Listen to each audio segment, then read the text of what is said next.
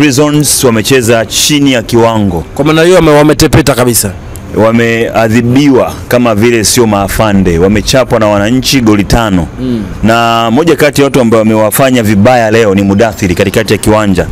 Katika mtu ambaye alikuwa ni hatari sana kwenye kikosi cha Young Africa leo, alikuwa ni Mudathiri. Kuna namna ambavyo ameonyesha utofauti wake kwamba hakika mlinimisi kwa muda mrefu, lakini amewachanganya sana viungo wa Prisons na mwisho siku Young Africa wamebuka na ushindi mkubwa wa mabao 5. Sio mabao madogo, timu ambayo ilikuwa kambini kaka. Kuna timu ilikuwa kambini. Kuna mtu anasema kwamba the way walivyokuwa wanacheza walikuwa na maandalizi kuelekea dabi ya tarehe 8 kailishwa, akaja hapa vikailishwa, lakini leo tumewaona uwanjani wakicheza na Tanzania Prisons. Energy Yanga walioitumia na energy walioitumia Tanzania Prisons, kwamba ni haki Prisons, mzigo waliopatiwa leo uko sahihi kabisa. Hiki kipigo kilikuwa cha mtu. Kilikuwa cha mtu, kilikuwa cha mtu. Yaani kipigo cha leo kilikuwa cha mtu? Kilikuwa cha mtu. Mtu gani sasa wewe? Kilikuwa cha mtu. Wewe leo kilikuwa. Yaani kipigo kilikuwa cha mtu. Kilikuwa cha mtu. Katika michezo ambayo Yanga alikuwa nayo hapa katikati ile na kuja siji ni Simba, kwa kipigo hicho kilikuwa cha Simba. Kilikuwa kipigo cha mtu. Mtu gani? Kilikuwa kipigo cha mtu. Elewa. Kilikuwa kipigo cha mtu. Kipigo cha mtu hicho. Unaweza ukapatikana Prison kaingia kwenye mfumo kakutana nazo. Kakutana nazo. Lakini kocha wa Tanzania Prison alisema kwamba alivyochukua kikosi, alivyoingiza nguvu yake, mafunzo yake, alikuwa anaona leo anaweza kaambua alama yoyote. Mbinu za mwalimu wa Tanzania Prisons uliziona kumsumbua Hamid, mwalimu wa Yanga? Melody Hamdi hakijamsaidia, ni sio mbinu. No. Mimi ukiniambia mbinu kwa Melody Hamdi nitakataa mpaka kesho. Lakini kinachomsaidia Melody Hamdi Young Africa ni performance ya wachezaji ambao wako nao. Ile top quality ya wachezaji ambao yuko nao ndio nitakwambia kwamba yes, hicho ndio kinamsaidia Melody Hamdi. Anaweza kuselect kikosi kizuri na wachezaji wakampambania mwalimu wakapata zile alama 3. Kwa hiyo hii ni pongezi kwake kwa sababu ni hivyo. Lakini Tanzania Prisons mbinu how? No, sijaona mbinu. Performance no, yani mechi ya Prison na Young Africa unasema kuna mbinu pale? Ni sasa na mechi ya Simba na Ken Gold unasema kuna mbinu. Hakuna mbinu pale. Sawa. Ni quality inaamua tu mechi. Tumeona kwenye mitandao mbalimbali ya kijamii wanazungumzia sana bao la Clatous Chota Chama Mwamba Lusaka kwamba ilikuwa ni bao la offside. Macho yako yameng'amua nini katika hilo bao? Labda hapo ndo kuna mbinu sasa. Kama unataka mbinu ziko hapo. Kwa sababu ni mbinu ambayo imefanya Chama Clatous anapata bao ambalo ni la offside. Wakati inapigwa pass, Clement Mzize yupo eneo la kuotea, lakini sio kosa la Clement Mzize. Muangalia line 2 walikuwa wamesimama eneo gani? Yaani line 2 yuko mbele, hayuko sawa na mtu wa mwisho wa Tanzania Prisons. Yaani yuko mbele sawa na Mzize. Yaani Mzize yuko offside lakini yuko mbele yuko sawa na Mzize. Sasa huwezi kuona offside. Maana yake alipaswa kukaa na mtu wa mwisho wa Tanzania Prisons. Kwa hiyo huwezi kuona offside ukiwa na striker wa timu pinzani. Unapaswa kuiona offside ukiwa na beki wa mwisho wa timu pinzani. Kwa mwamuzi hakuiona hiyo. Alikuwa sawa na Clement Mzize kama ndo beki wa Tanzania Prisons. Ikapigwa penetration pass, akareceive mpira, akaingia nao kwenye box, akamwachia Chama kascore. Kwa hiyo ni bao ambalo kama ni mbinu iko pale. Kama ni mbinu iko pale, lakini kwenye mchezo sijaona mbinu. Umeridhishwa na maamuzi ya mwamuzi? Sasa mimi kama kocha au kama nani? Kile ambacho umekiona mwamuzi katumia sheria 17 vizuri zaidi katika mchezo leo. Tumeona malalamiko mengi, passion ni kuhusu lazima la waamuzi katika michezo miwili ya vilabu hivi vikubwa Simba na Yanga, kwa sababu watu wengi hawaangalii vilabu vingine kama Tabora, Ken Gold, Namungo, Dodoma, wanaangalia sana macho yao kwa vilabu vya Simba na Yanga. Sheria 17 baada ya bodi ya jibishwe sio kamati ya waamuzi hivi na vile, unaona kuna kitu kwa waamuzi leo? Maana baada ya kelele zote leo ndo michezo. Nimetoka kueleza kwamba wamenyongwa Tanzania Prisons. Maana yake ni kwamba waamuzi hawajatenda vizuri, si ndio? Maana yake madudu yao bado yako pale. Lakini pia sio hiyo tu. Jean Shazahwa Simba Sports amenyimwa bao pia. Wamesema ni offside. Kwa hiyo madudu yako pale. Kwa hiyo matukio kama haya ukisema kwamba kelele ndo zimesababisha mambo yenyoka, sidhani kama kelele zinasababisha, ila waamuzi wenyewe wanapaswa kuangalia kazi yao kwamba hii ndo kazi ambayo inakufanya upate chochote ambacho tunakipata kwa siku zote. Unapaswa kukaa kwenye weledi. Kwa nini usemwe kila siku wewe? Nafikiri ni kujisahau kwa waamuzi. Lakini sidhani kama hizo kelele zimesaidia chochote. Sawa. Mchezo ambao mwingine uko unatazama ni mchezo wa Simba dhidi ya Ken Gold, na umeanza kuzungumza kwamba Simba kupitia mchezaji wao Charles Ahoua alinyima bao la wazi kabisa. Lakini wengi walikuwa wanaamini Simba leo wanaondoka na mabao mengi sana katika mchezo leo hii. Nini hasa kimewanyima Simba kuondoka na mabao mengi katika mchezo leo dhidi ya Ken Gold? Mimi nilisema mechi ya Ken Gold Simba akishinda chini ya bao 5. Yaani akapata goli 4-0, 3-0, najua Simba Sports amefungwa. Huwezi kucheza na timu ambayo haijaingia kambini dakika 20 kabla ya mechi haijafika. Timu hiyo ya ligi, si ndio? Wanafika moja kwa moja wanaingia vyumbani, alafu hamna kufanya warm up, wanaingia kwenye mechi afu wapige goli 5. Itakuwa ni aibu. Itakuwa ni fedheha kubwa. Kwa hiyo Simba Sports wamecheza, wamepata goli 5 plus, si ndio?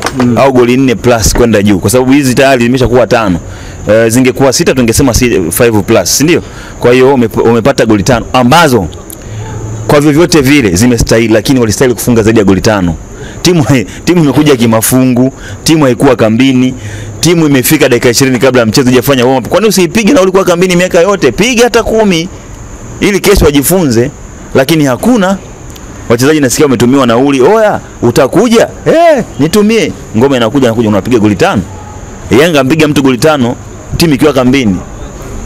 Sasa wewe unachukua mpige goli 7 au 6 au 10 ili kesho ajifunze kwamba kwenye ligi kuna vipigo vinauma. Sawa. Tumeona katika mchezo baadhi ya matukio mengi sana ambayo yametokea katika mchezo wa Simba dhidi ya Ken Gold, lakini tukio kubwa lilikuwa la Toto Tundu Bernard Morrison. Bado anaendelea kuonesha utovu wa nidhamu. Unamuona akiendelea kusalika katika ardhi ya Tanzania kwa mantiki kwamba pamoja timu yake imeshuka daraja anaweza akapata timu yoyote, kwa matukio ambayo anaendelea pia na kwa mwenyewe. Kwa Morrison hajaje kuwa mchezaji mbaya. Hajaje kuwa mchezaji mbaya, ila nafikiri ni wajihi wake, namna ambavyo anatafsirika kionekana, matukio yake kwa kuamini kila anachokiamini moyoni mwake. Hicho ndio ambacho kinafanya aonekane kuwa mbaya, lakini kwa uhalisia ni kwamba kikosi cha Ken Gold, Bernard Morrison sio daraja lake. Bernard Morrison ni mkubwa kuliko Ken Gold. Kwa hiyo akikataa kutoka uwanjani, hata kocha inabidi, sababu huwezi kumfuata na rungu. Hii inanikumbusha mtu anaitwa Benny Hanson ambaye aligundua kadi za njano na nyekundu. Sababu kubwa ilikuwa ni kama vile Bernard Morrison. Mchezaji anatakiwa kutoka uwanjani, atoki. Bana toka atoki mpaka achukue polisi nje wamvute mtu kumpeleka nje. Jamaa kumbe kuna namna nilikuwa nitafuta ubunifu hapa, ndo akaja na hiyo kadi ya njano na nyekundu. Then mchezaji kanisha nyekundu natoka. Sasa Morrison amegoma kutoka kwa sababu anajua Ken Gold wamebakiza mechi hiyo ya Simba na mechi nyingine ya ligi ambazo ni mechi 2. Hizi mechi 2 zitamfanya kuonekana ili ligi inapokuja asikose malisho Tanzania. Ndio target ya Morrison. Sasa unamtoaje? Sawa. Ndio maana sitoki. Bana njoo sitoki. Mara 2 anaitwa atoki. Chuma kimegoma. Vita ya ufungaji bora kutoka kwenye vilabu hivi vikubwa vya Simba na Yanga. Tumeona Mzize ameshindwa kufumania nyavu, lakini Prince Dube yalipata injury na kutoka mapema kabisa na akaingia Clatous Chota Chama. Charles Ahoua ameweka kambani. Ateba ameweka kambani. Unaiona safari ya mzaa ya mgeni kuendelea kutawala katika nafasi ya ufungaji, na maanisha kwamba mara nyingi sana tumekuwa mchezaji wa kigeni anachukua ufungaji bora. Imeanza kuonekana indicator mapema. Mzize ameshindwa kufanya nyavu katika siku leo. Mzize sasa hivi na goli 13, si ndio? Kwenye ligi. Mimi nafikiri hata asipochukua kiatu bora, asipochukua mfungaji bora, asipochukua golden boot ile, si ndio? Sisi wa Tanzania tumchangie, tumpatie pesa. Kwa sababu ndio Mtanzania pekee, nisikilize vizuri hapo, ndio mchezaji mzawa pekee mwenye goli 10 plus. Narudia tena. Kuna Elvis Rupia hapo, kuna Lionel Ateba, kuna Dese Mukwala, nani mwingine? Kuna Prince Dube, Charles Ahoua, si ndio? Nani mwingine nimemsahau hapa? Jonathan Soa. Wako ma striker 6 ni wa kigeni wote. Lakini kuna mwanaume mmoja tu, tena kinda kutokea Iringa huko. Alikuwa anafyatua tofari, ana goli 13. Si ndio? Maana hii ndio nuru pekee iliyochomoza kwenye ligi yetu. Kwa hiyo ikiwa atachukua Jean Charles, of course Jean Charles ni ya kwake, hakuna mtu wa kumfikia. Goli 16. Maana amewacha magoli 3. Maana Young Africa mechi ya Dodoma Jiji inabidi watafute chochote kile kiwezekana, either Mzize apige hat-trick, afikie goli 16. Wakati kumbuka huo Jean Charles anacheza na Kagera Sugar ambayo imeshashuka daraja. Sio, unanielewa vizuri. Kwa hiyo kuna uwezekano wa Jean Charles kufunga goli 2 kwenye mechi ya Kagera kuliko Mzize kufunga goli 3 kwenye mechi ya Dodoma Jiji. Kwa hiyo kwa vyovyote vile au amepata au hajapata Mzize, sisi wa Tanzania tufanye kama tulifanya kwa George Mpole. Tumchangie. Utakuwa tayari na kumchangia. Muhimu, Mzize amekuwa ni hakuna striker tulionayo Tanzania kwa sasa zaidi ya Mzize kaka. Mzawa ambaye cheza ligi ya ndani. Nani? Mtaje. Yupo? Unanitega. Hayupo. Striker mzawa anemshinda Clement Mzize kwenye ligi? Hayupo striker. Lakini wapo wachezaji wengine wazuri kuliko Clement Mzize, lakini mwenye namba nzuri za kuingiza mpira kambani zaidi ya Clement Mzize utamtafuta kote. Ukimpata uje uchukue milioni. Nikimpata njoo uchukue milioni. Bwana, tumeona nazungumzia vilabu hivi viwili 5-5. Unaona kuna dalili watu hawa tarehe 25 wakakutana kwa Mkapa. Hasa mnao umepiga 5 pia. Umempiga Tabora. Nazungumzia Simba na Yanga ambao wanakimbiana sana. Tarehe 25 ratiba imepangwa, game ipo. Sisi tunajua, sisi ambao tunajua anayeendesha mpira ni nani? Ni bodi ya ligi, si ndio? Kapanga ratiba mechi tarehe 25.